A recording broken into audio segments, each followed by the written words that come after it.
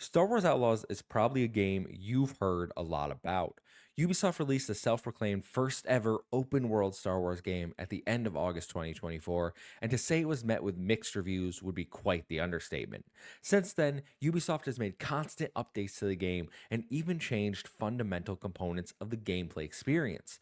But is Star Wars Outlaws worth playing in 2025? That is the question we will look to answer in today's video, and my response may surprise you. Before we get to that, big shout out to Ubisoft for providing me a code for review for this video, allowing me to check out some of the DLC available right now in the Ultimate Edition. And finally, if you're into day one reviews, podcasts, or gaming content, why not consider subscribing to the channel? First off, let's talk story. Star Wars Outlaws puts you into the role of Kay Vess, a naive, fun-loving thief who wants nothing more than to get her and her little companion Nix off her home planet and onto greener pastures.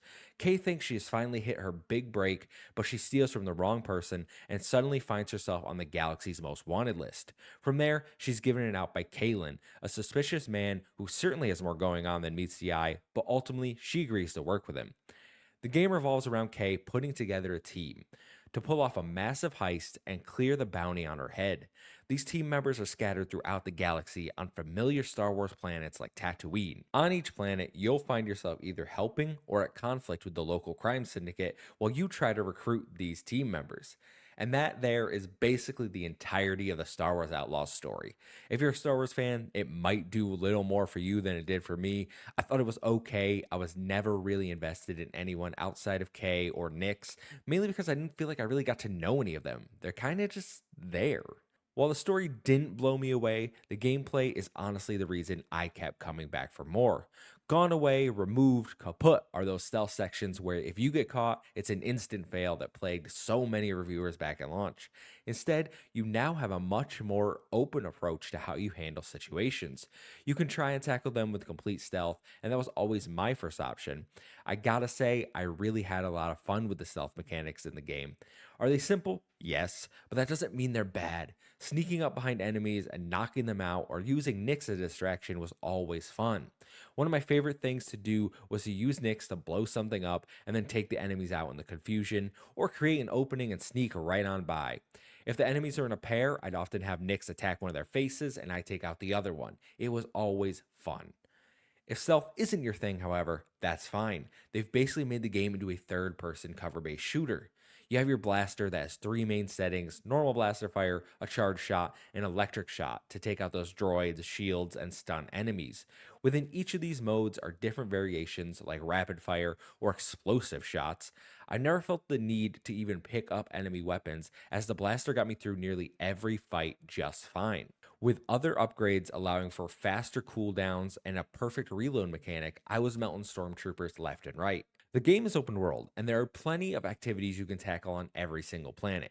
You can stop pirate raids, you can save civilians, or you can do work for the local crime syndicates. Speaking of those crime syndicates, I think this part of the game is quite weak.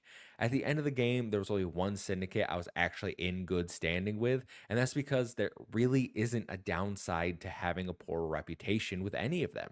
They'll send enemies after you, they call them death squads, but you can either ignore them on your speeder or turn them into target practice with your blaster. I sided with the Crimson Dawn on nearly every quest that was available because I never felt like any of the decisions really had a choice and consequence, and I didn't like the other factions nearly as much. I did actually like that this game takes almost an instanced approach to the main story quests. While you'll travel to the location via your speeder, most of the time, once you're there, you're basically in a sectioned off little enclosed area until the mission is done. Think Halo Infinite if you've played that game. Inside these areas, you'll be exploring almost Indiana Jones style, finding small air ducts to pass through, climbing up walls, or using your rope to swing across gaps. It's genuinely funny how I just played Indiana Jones right before this game, and the inspiration is quite clear to see. The puzzle solving in Outlaws is quite simple. Usually revolves around shooting a node to open a door or hacking into a computer. The hacking minigame is quite simplistic. Essentially, just pick all the numbers and get them in the right spots. However, this game does feature the worst lockpicking mechanic I've ever seen in any video game, and it's something you're going to be doing a lot of. Trying to hit the right trigger to the rhythm was infuriating, so much so that I actually turned it off in the menu and just had auto lockpick on. For me, Star Wars Outlaws is a good game that doesn't overstay its welcome. You can knock out the main story in around 15 hours, the stealth is simple yet fun, and the gunplay feels good and exciting nearly every encounter. Again, I don't know what it was like at launch, but in its current state, Star Wars Outlaw is an easy recommend for me. Let me know your thoughts on Star Wars Outlaws. If you've played it, plan to pick it up, or maybe revisit it to check out the new updates. Once again, thank you to Ubisoft for providing a code for this video and for letting me check out the game. It genuinely was a great way to end 2024 during the holiday period. So, until next time, I've been Kevin for Save the Game Media. See ya.